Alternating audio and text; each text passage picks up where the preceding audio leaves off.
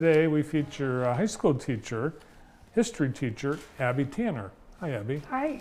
Welcome to the show. Me. Thank you so much. History at Northwest High School. That's right. So what grade levels do you teach? I have 9th through 12th. I kind of teach mixed grade level classes, so I get a little bit of everybody. And history, was that your choosing, or did it just end up being something you got assigned? Yeah. So I actually didn't like history in high school at all until my senior year. And then I felt like the teacher made it a story. And so I knew I wanted to do that when I got into college. And so I did choose it. And I've been happy every day teaching it that I've been able to do it. I understand that you have immersed yourself in history, the history that you're teaching. Yeah. In particular, the history of Auschwitz. Mm-hmm.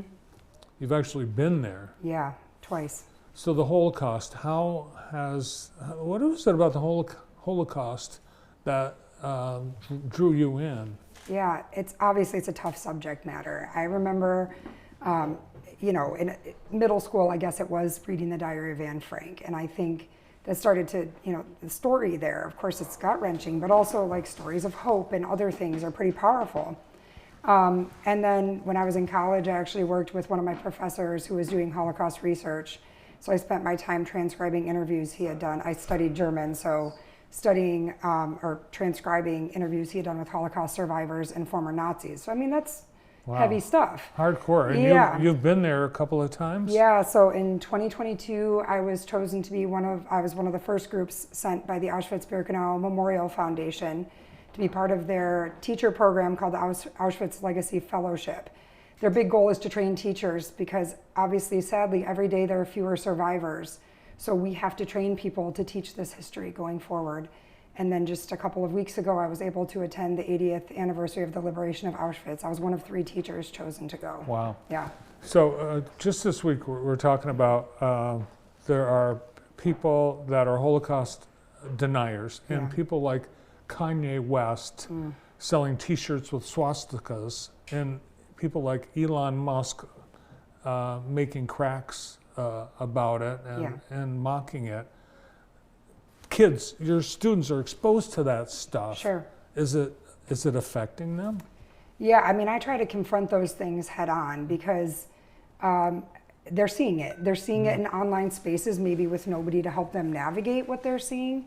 And so I think we have to have those conversations. And, those symbols mean something. Like in Germany, the swastika is illegal. You're not allowed to wear it, draw it, put it anywhere. Mm-hmm. We don't do that here in the United States. It's still considered protected speech, but I mean, we can't deny what the symbol represents. So I think it's having that conversation with kids. What does it mean? Some of the kids want to write it off, like in Kanye's case. He's mentally unwell. Right. But anti-Semitism is learned hatred. It's different than untreated bipolar or whatever those things are. So that's just a conversation we can have. And it's not about you need to think this or think that. It's like, this is what it was in history. What do you think it means now? And why are we seeing it again? That's the other big question. Why are we seeing a repetition of that history? As you mentioned, there are fewer and fewer living survivors, but you've had the opportunity to meet some of them? Yes, I felt so fortunate and grateful to spend a significant amount of time with Michael Bornstein. I think we have a picture here. He is right there. So he was a child survivor of Auschwitz. There were only, I think, 57 children that survived Auschwitz, which is a staggering, devastating number. And the stories that led to that are pretty outstanding. His book, Survivors Club, on the cover, he's also standing with another survivor, Tova Friedman. And so they're in their mid to upper 80s. They were just kids when this happened. And when they were liberated, they lost parents and other family members. But I think spending time with these people is something that really resonated. They want their message to be heard. Speaking of Holocaust denial, Michael Bornstein wrote that book with his daughter after he saw that picture of him as a child on a Holocaust denial website. And he said, no, I will speak for myself what this is. And so he wrote the book. Tova has a website with her grandson called Tova Talk. And that's the picture, the previous one with Tova at the podium. Yes. And there. Yep, and she spoke beautifully about her experience as a child, what it's meant since, and her family legacy pertaining to that. And I get to take that back to my students and share with them those messages, those takeaways. Michael Bornstein, for example, when I had talked to him previously, something that's stayed with him his whole life. He had a multi-day train ride to Auschwitz as a child. They had no water for days. He's never forgotten that thirst, so he has to have a bottle of water with him all the time. That's like something that has stayed with him. So on his way to the death camp, Yeah. he knew he was going to the... So they didn't know exactly what was going to happen. Some people did by then. I mean, he didn't get sent till 1944. That was very near the end of the war. Word had gotten out to a lot of people. But in many cases, they didn't know. And it seems crazy that the word, wouldn't have gotten so far. But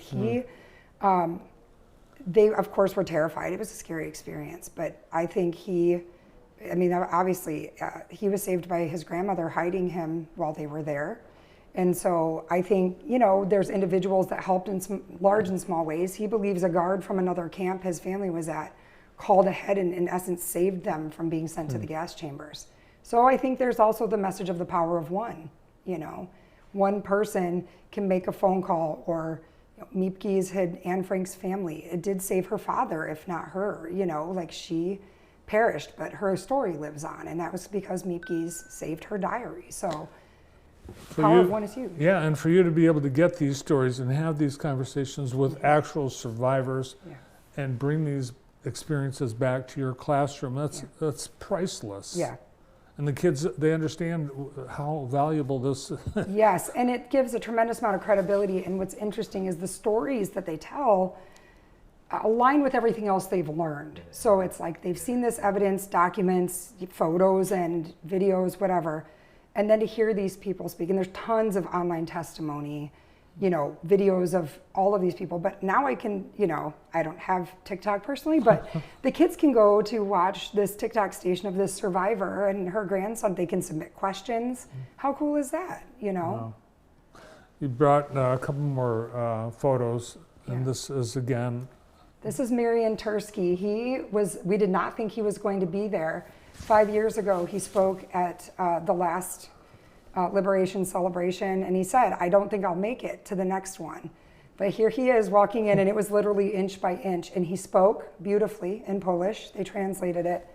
I was in tears when he came in when I took this picture, because I share his speech with my students. So for me to see him, I was this far away from him, I was right there, was a real emotional experience for me. And to hear him speak, that one really hit me like a ton of bricks being there. And that is the team from Auschwitz-Birkenau Memorial Foundation and the other teachers that I attended with who are tremendous. One is from Connecticut, the other is from Washington, so they kind of geographically spread us across the country. But to be asked to be part of this was truly like the greatest honor of my life. It has been amazing. Well, it's been an honor to have you here today. Thank you so much. Thanks for coming in and sharing some of your story. And Thank you for we'd love having to have you back. I know you got a million more things that you can share with us, but it's so cool that you're able to do that with your students. Yeah. I bet they really look forward to getting into your classroom. Yeah, and the district has been so supportive of this course and me being able to attend these things. It's been, I felt so supported, but thank you so much for having me. Oh yeah, it was great to meet you. Thanks for coming on. One of our past community's Teachers of the Year as well. One of the top 10 teachers from Northwest High School, history teacher, Abby Tanner. Thank you. Thank you so much. Thank you. Well, next, birthdays. The club is right after this.